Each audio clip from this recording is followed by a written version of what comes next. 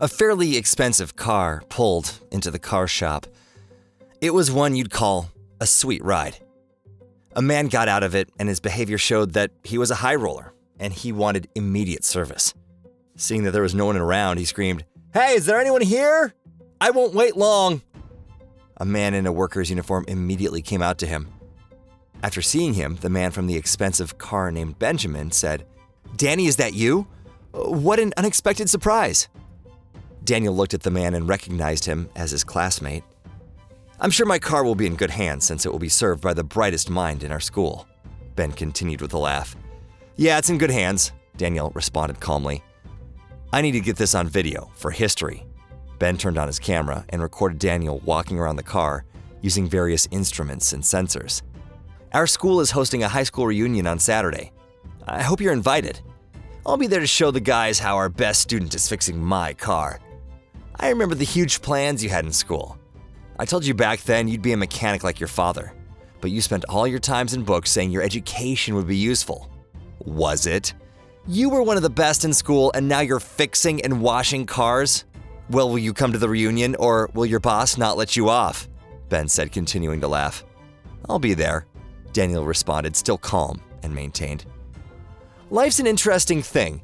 I barely finished school. I was even almost expelled for my grades, and all you did was sit in the library and study.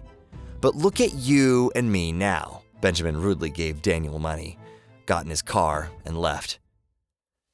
A car that turns heads pulled up to school. But it wasn't Benjamin in the car. It was Daniel. His appearance matched his car's status. He was dressed in expensive clothes and wore an expensive watch. "Look who's here," he heard Benjamin say. "Did you come in one of your clients' cars and promise to wash it free for a year? And did you rent the most expensive suit you could find too?" Daniel didn't answer. It had been a while since the last reunion. Most of them hadn't seen each other for 20 years since graduation. Everyone shared their stories, who got married, how many kids they have, what they achieved, and what they do. "Guys, don't believe them. I've got an amazing video. It stars our genius Daniel, who all the teachers predicted would have a great future, as did he, but now he's fixing my car." Ben was the center of attention again. Some people gathered around Ben to watch the video and then scratched their heads wondering how it could have happened. How could someone so smart be so unlucky? But many others didn't pay Ben attention and kept talking. "Danny, don't be sad. It happens to everyone," Ben said with an evil smile and clapped Daniel on the shoulder. "Yeah, it does. But what about you? I saw your car. What about the rest?" Daniel asked. "Well, definitely better than yours," Benjamin answered, a bit flustered. The classmates started discussing who hadn't come. "Does anyone know why Allison isn't here?" one girl asked. "She couldn't come. She's on a business trip," Daniel answered.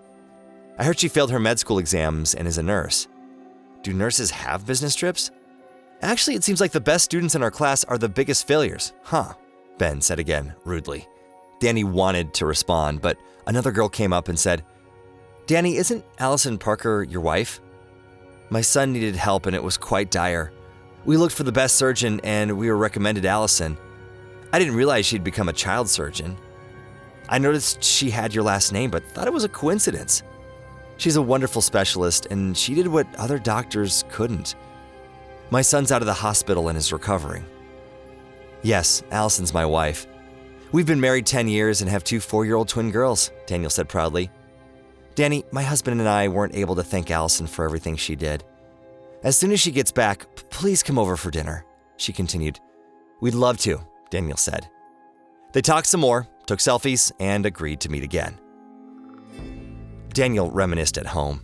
He was happy to see his classmates, but he was sad to go without Allison. He remembered how a few years after school, he was already working as an assistant to his father in the shop and seriously injured his hand. He went to the hospital and saw Allison. She was a nurse then. He liked her back in school, but never asked her out. He finally asked her to a movie in the hospital. She said she also liked him in school. They began to date and then got married. Each of them had a dream and planned to realize it.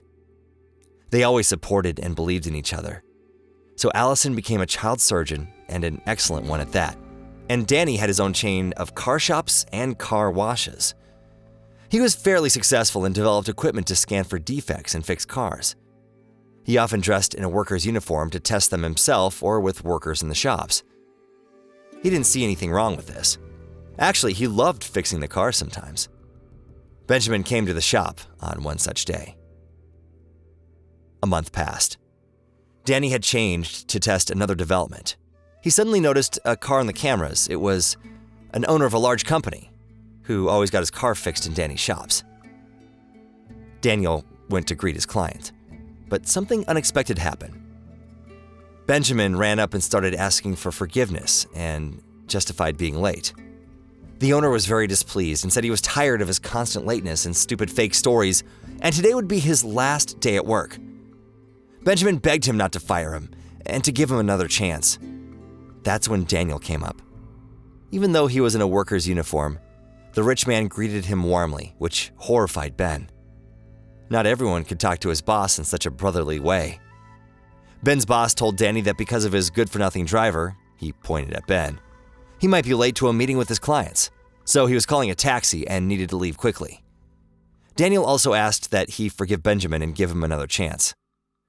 The boss was surprised. "We went to school together. He's not a bad guy," Danny said. The boss nodded. Benjamin was red from embarrassment. Danny gave his employees instructions and invited Ben into his office. Ben looked around and realized that Danny was actually the owner and a rich and respected person. He was even more embarrassed. "You know, I really didn't care what you thought or said about me at the reunion, but your vile comments about Allison, I was ready to punch you in the face. You should know that she's the best child surgeon in the state, and one of the best in the country." Ben lowered his head.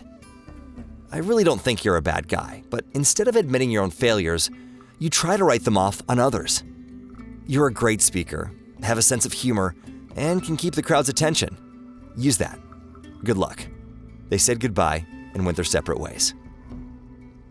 6 months later, Danny, Ben's former boss, and Ben's classmate, whose son Allison helped, went with their families to a show. And they recognized Ben as the host.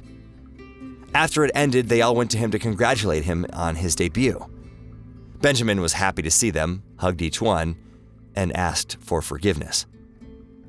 And he whispered a huge thank you to Daniel for what he said in the shop and for helping him find his place in life.